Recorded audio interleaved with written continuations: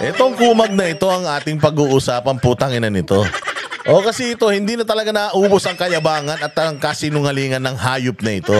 O kasi nagpunta sila sa Cuneta Astrodome. Putang ina, Cuneta Astrodome na lang, hindi mo pa napuno. Walang hiya ka, Cuneta Astrodome na lang, hirap na hirap ka mapunuin. Paano na kung si Pastor Apollo Quimbulo yung nagpunta dyan? Presidente ka pa ng Pilipinas, may pera pa kayo ng taong bayan. Kasama nyo pa yung mga malalakas na mga mandarambong dati sa Senado. O tapos ngayon, punyemas kayo. Actually, reunion eh. Reunion, mga bossing ng mga mandarambong. Yang kanilang meeting di avance. Bakit? Ayan bakit? Ayan tingnan natin to. Ayan talagang reunion yan. Sino yung mga kasama nila diyan sa kanilang kampanya? Ayan si Tito Soto na-involve sa PDAF. Kay Napoles, si Bong Revilla na-involve din sa pork barrel. Si Lito Lapid na-involve din sa pork barrel. At saka ito si Bongbong na magnanakaw yung buong pamilya. So reunion yan, actually. Oo, yan po ay grand reunion ng mga kawatan sa gobyerno. So hanggang ngayon, hindi pa rin siya makamove on doon sa biro ni Duterte na papasabugin sila lahat. Walang hiya naman, Ikaw naman kasi, Bongbong, aral-aral din pag may time. Wag kasi puro singhot na lang na singhot ng hindi mawaring usok. Gaano ka rin kasi? Pakinggan natin yung mga sasabihin nitong tulongges na ito at atin pong re-reaksyonan at ating patutunayan na ito si Bongbong kunyari pa nagalit sa mga Duterte pero putang ina dati itong ito talagang idol na idol niya si Duterte, mahal na mahal niya si Duterte. Patutunayan ko sa inyo mamaya. Pero dito muna tayo, simulan muna natin sa report na ito. Pabirong sinagot ni Pangulong Bongbong Marcos ang pahayag ni dating Pangulong Rodrigo Duterte kaugnay sa pagpatay sa mga senador. Tiniyak din ni PBBM na hindi raw sila magsasalita ng masama, mananakot at... Hindi daw sila magsasalita ng masama. Hindi daw sila mananakot. At kung ano-ano pa. Putang ina, anong tawag mo sa ginagawa mo? Ha, Bongbong, ikaw talaga nuknukan ka na sinungaling. Putang ina mo ka. Kung meron sinungaling na tao sa buong mundo, putang ina ka, ikaw yung tatay mo pinakamagnanakaw na presidente sa mundo. Ikaw ang pinakasinungaling na tao sa mundo. Fake news ka talaga. Sasabihin mo na hindi kayo magsasalita ng hindi makakasakit sa kapwa nyo?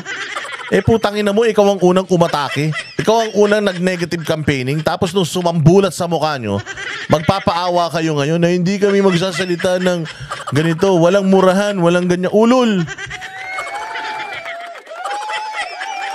Hindi kayo yun. The reason why, Bongbong Marcos, tinry mo na maging cool, tinry mo na maging si Duterte, tinry mo na mag-angas-angas, pero putang ina, hindi kasi ikaw yun. Ikaw yung batokan na estudyante noong elementary na nagpipilit maging maangas ngayon. Pero putang ina, wala kang kaangas-angas. Ikaw lang ang tao na putang inang yan. Kahit anong oras ng araw, para kang laging bagong ligo sa dami ng pawis. Alam mo kung merong maasim, palagay ko ikaw yun. Kaya siguro nito naisip yung asim, yung suka. Kasi putang ina siya yun. Naaamoy niya yung sarili niya. Tinan mo laging pawis. Alam mo sabi ni Kati Binag, ito daw grupo na to, ito si Lagdameo tsaka yung ex niya, putang ina laging mga basa kilikili. Baskil. Alam niyo kung bakit? Sabi nila, kaya daw laging basa kilikili niyan dahil doon sa mga pinagsisisinghot nila. Di umano Ayan na naman tayo Inaakusahan nyo na naman si Bongbong na bangag ayun na nga. Paano nga natin titigilan? Napakadali lang naman kung papaano patunayan na hindi ka bangag. Drug test lang Ba't hindi mo kayang gawin? Kaya bago ka magyabang, Bongbong, bago ka magyabang, siguraduhin mo na talagang matapang ka. Pa-drug test ka. Plain and simple, pa-drug test ka, hair follicle test. Kung talagang matapang ka at kung talagang matino ang utak mo. Pero hanggat hindi mo ginagawa yan, Bongbong, putang ina, hindi mo makukuha ang respeto namin at abangan mo ang mas marami pang mga ganitong content patungkol sa'yo. Sige, pasok. Magmumura sa kampanya. Nasa frontline ng balitang yan si Raylan Pawi. Oy, bawal daw magmura ha. Hindi daw sila ganun. Hindi daw ganun si Bongbong ha. O sige. Mamaya. Bago magbigay ng talumpati sa campaign rally ng Alyansa para sa Bagong Pilipinas sa Pasay, pabirong sinipat ni Pangulong Bongbong Marcos ang senatorial lineup ng administrasyon. Pagbigyan niyo po ako at Diyos, nagpapakul ka pa. Kung tangin na mo ka, magkakasama na kayo sa backstage, hindi mo pa sila doon binilang. Kung kailan napunta ka dyan sa harapan, doon mo pa sila binilang, di ka na marunong magbilang. bilang ko lang yung aming mga kandidato dahil tinitiyak ko na kumpleto at wala pang napasabugan ng Wala pa. Kompleto pa kayo ngayon. Kompleto pa kayo ngayon.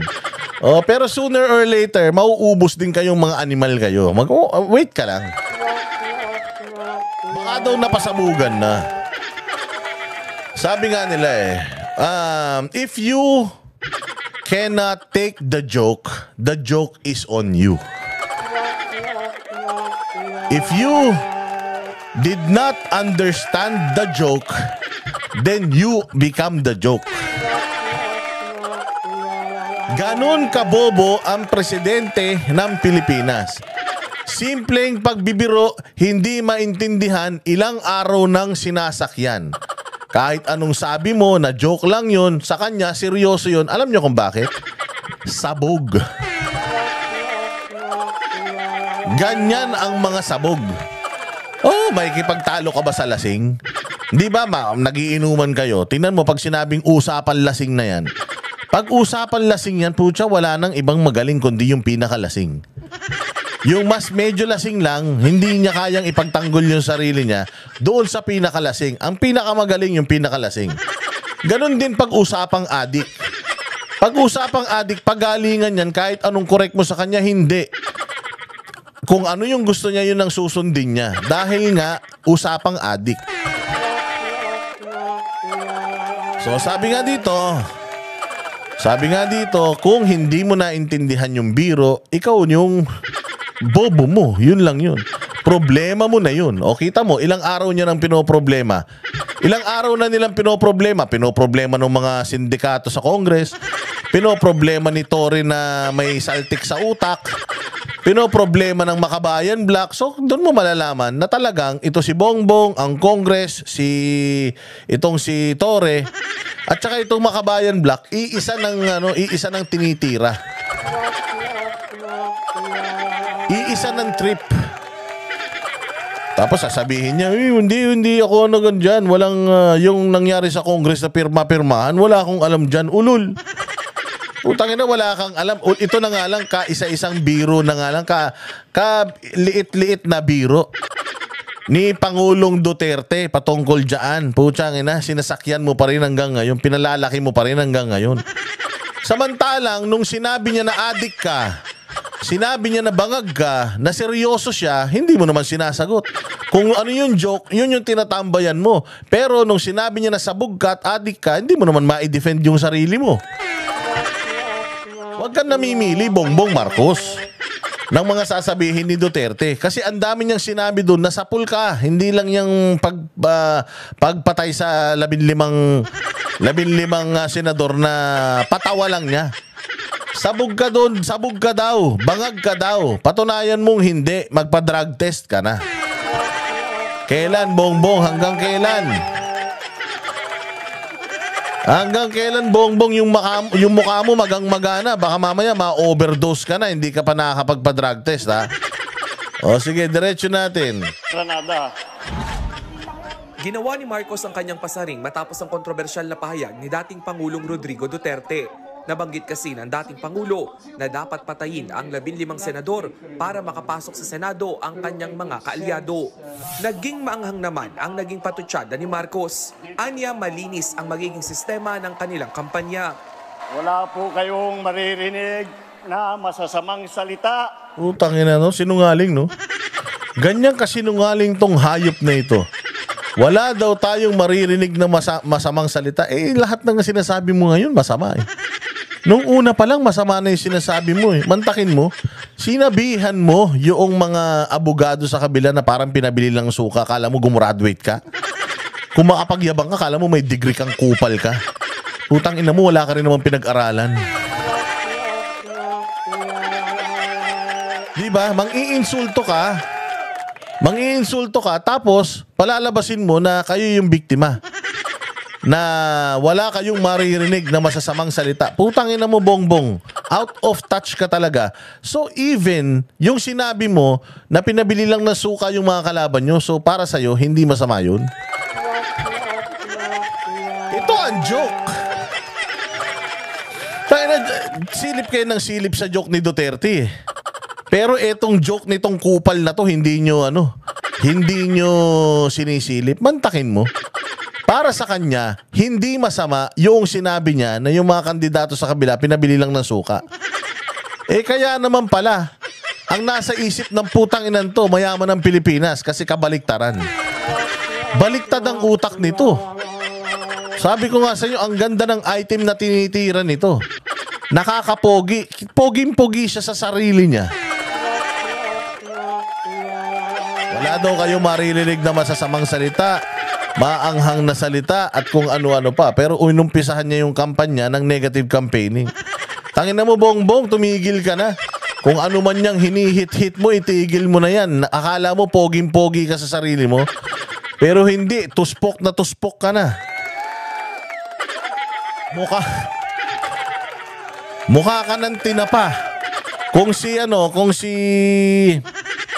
General Torre mukhang daing na puset, ikaw mukha ka ng tinapa.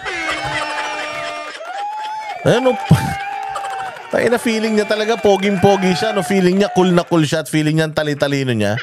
Alam mo, Bongbong Marcos, kaya nga kahit ang dami kumakalat sa Facebook, awang-awa na rin ako sa'yo.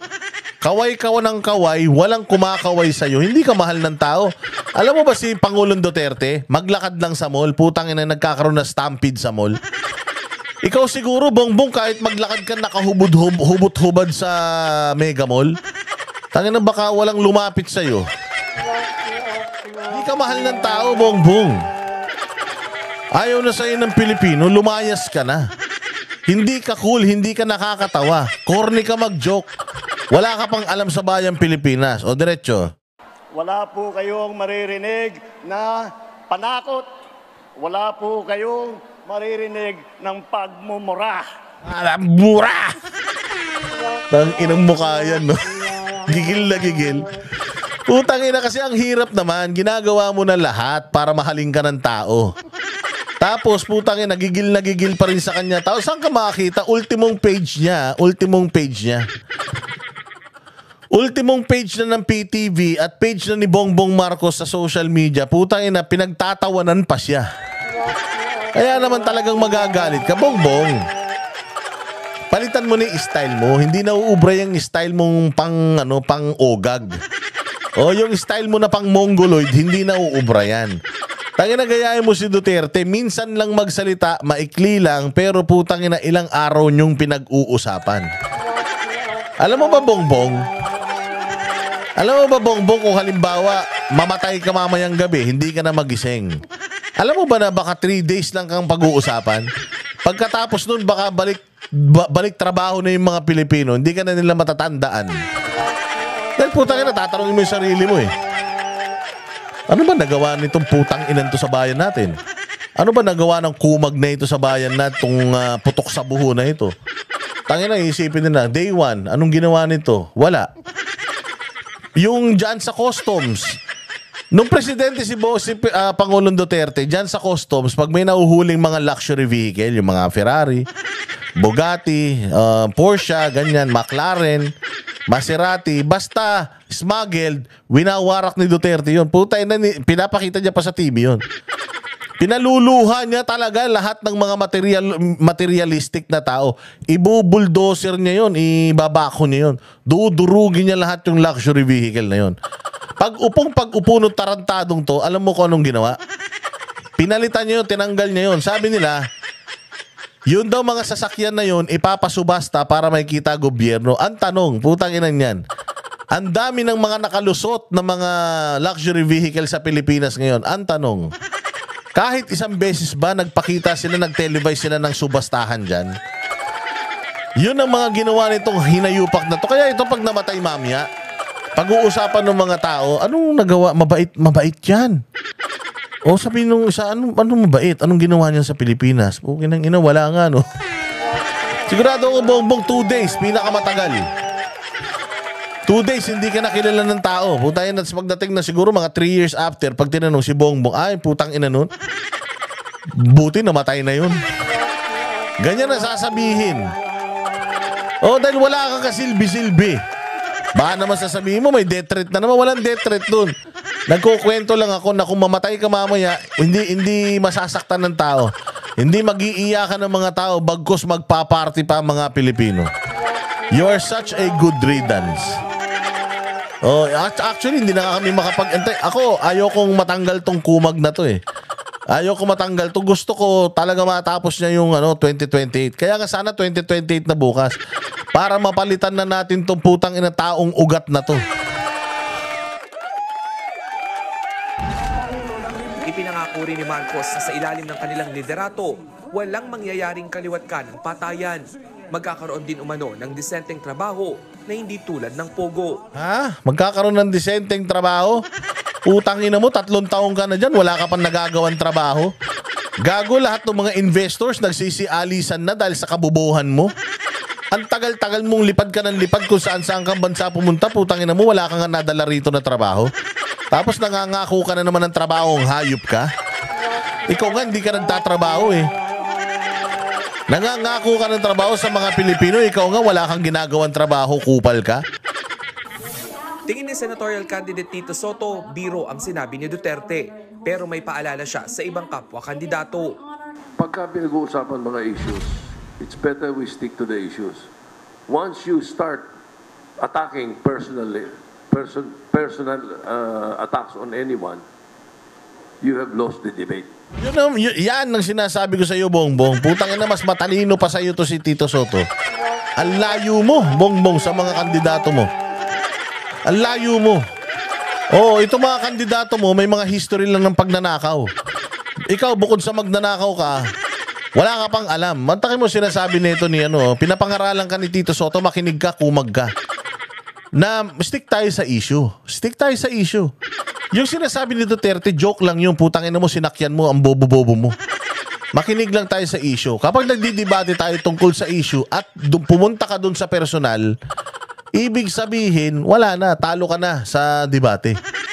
O ikaw, Bongbong, ikaw nagsisimula ka pa lang, pumunta ka na kagad sa personals. Meron ka pang sinasabi na hindi mo kakamatayan dito. Gago, gumawa ka ng bagong brand mo. Hindi mo kailangang silipin yung mga nangyari nung nakaraan kung meron kang sariling identity. The reason why ibinabalik mo yung mga nakaraan sa mga Duterte, it's because you want to be relevant. Gusto mo nakadikit ka sa mga Duterte. Na feeling mo mas magaling ka sa kanila, Bongbong, maglabas ka ng listahan ng lahat ng mga nagawa mo. Putang ina mo ka, palagay ko walang 2 pages yan. Tapos puro kasinungalingan pa yan malamang. Makinig ka pa rito kay Tito Soto. Si senatorial candidate Benhur Abalos ayaw pa-apekto sa negative campaigning. Ulul, negative ka naman eh. Tangin na mo ka. Ayaw mo magpa-apekto sa negative campaigning, negative yung yung credentials mo. Walang makaka-break nung record mo na kauna-unahang DILG secretary na naging pinuno ng pagwasak ng simbahan sa Pilipinas. Kaya kahit hindi ka mag-negative campaigning, putang ina, kahit mag-Santa Claus ka, kahit magdamit kang Diyos, galit sa'yo tao. Gigil sa mukha mo. Mukha mo palang negative na. O kaya wag ka na mag-inarte na feeling mo matino ka, hindi ka to negative campaigning. Gago, wala kang masisilip sa mga kalaban mo. Pero yung mga kalaban mo, maraming masisilip tungkol sa'yo, kupal. Punta ka sa syudad mo, sa Mandaluyong. Napayaman mo na? Napayaman nyo na Mandaluyong? Hindi po kami affected dito. Makakampanya kami, magtatrabaho kami. Lalatag namin ang aming performance. Ano nga ilalatag nyo? Anong performance? Puro kayo ganyan eh. Ilabas nyo, anong nagawa nyo? Punyeta kayo, wala naman kayo nagawa. Kaya nga puro kayo generic eh. Kaya lalatag namin ang plataforma. Ano nga plataforma? 20 pesos na kilo ng bigas? walang namatay na drug lord. Wala rin nahuling drug lord. Hoy, tumigil ka. Nahuli nyo yung alitagtag. Putang ina, 2 tonelada na bawasan, naging 900 kilos na lang. Tayo na, isang tonelada yung nawala. Tapos wala kayong nahuling drug lord. Wala kayong nahuli na ipakulong na drug lord sa loob ng 3 taon. Toneladang drugs ang nahuli nung panahon nyo. Walang nahuli kahit isang drug lord. Talaga naman walang dadanak ang dugo ng drug lord. Paano? Walang nahuhuli, nakakatakas. Di ko alam kung pinapatakas nyo o kayo-kayo rin yan. Tuloy-tuloy namin manuluyo sa mga buto. Git naman ni Senatorial Candidate Ping Lacson, dapat pahupain ang tensyon. Tumulong na lang tayo mag-de-escalate, sa halit na mag-escalate. Kasi walang... O sabihan mo si Bongbong. Isa ka ring engot eh. Sabihan mo si Bongbong. Si Bongbong ang nag-i-escalate eh. Apektado na nga kayo eh. Galit, pati nga sa inyo, gigil na gigil yung tao. Actually, Lacson, ako gigil ako sa iyo eh.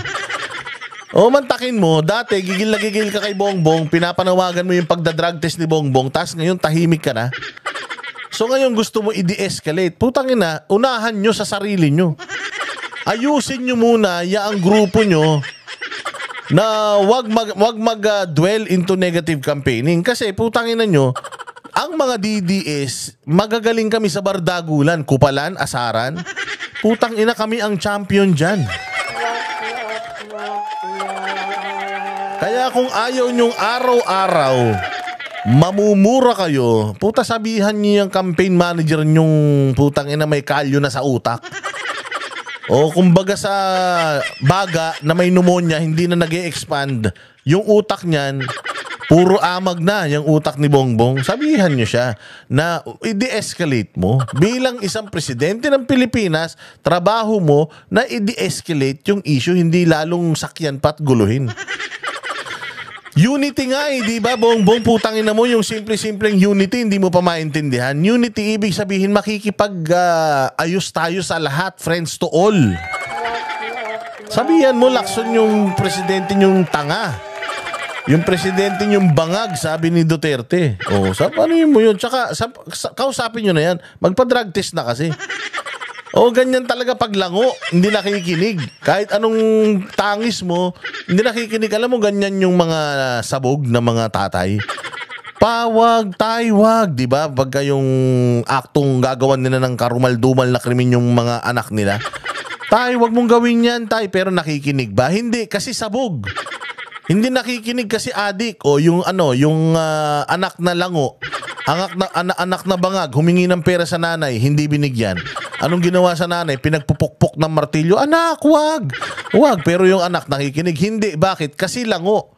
O tingnan nyo, anong sinasabi nyo kay Bongbong? I-de-escalate nyo, i-de-escalate mo. O anong ginagawa niya? The other way around. Why? O, kayo nang bahalang kumumpleto nung Kumumpleto. Idudulot na maganda ito sa ating mga kababayan, lalo na sa mga pangkaraniwang Pilipino. O, diba? So, yung mga kandidato mo, Bongbong, sinisermonan ka. Na yung ginagawa mo, hindi nakakatulong sa bayan. Kailan ba gumawa na nakakatulong sa bayan yung hayop na yan? Wala namang alam sa buhay yung buwaka ng ina niyan. Panawagan naman ni Senatorial Candidate Manny Pacquiao, itigil na ang bangayan. Kasi tuwing nag-aaway, lahat ng mga leader, especially sa pinakamataas na posisyon, hanggang down to... Nagsalita na naman to si Tolonges. Okay nang ina mo, wala kang alam. Pacquiao, huwag ka na magsalita, gago. Kainin mo na lang yung mic, kumanta ka na lang ng nothing's gonna change my love for you. Gumanong ka na lang, Pacquiao, putangin na mo, nagsasalita ka pa. Bobo ka naman, nagsasalita ka pa. Tangina mo. Sinasabi mo pa na wag na magsalita-salita yung mga nasa matataas na posisyon. Gago. Ikaw nga yung kung ano-ano sinasabi mo kay Bongbong eh. Anong mga pinagsasabi mo kay Bongbong nung nakaraan? Ha? Papakita ko lang ha. Meron pa ba ako nung puta? Nawala na.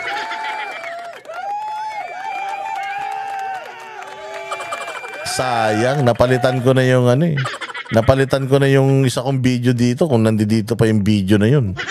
Tayo na, di sana highlight ka na namang kupal ka. O sige, diretso. Down to barangay, alam nyo ang naapektuhan yung mga mahihirap na tao. Bobo talaga. Ginamit na naman yung mahihirap, gago. Tangina mo, ikaw ang mahilig nung magsalita ng salita kay Bongbong Marcos noon na magnanakaw eh. Martial law. Mark my words, gumaganon ka pang ulul ka. Huwag ka na nga, Manny. Tutulak pa Dumaguete at Bacolod ang partido para sa pagpapatuloy ng kanilang campaign rally. Nagbabalita mula sa frontline, Rainiel Pawid, News. Ayan ha.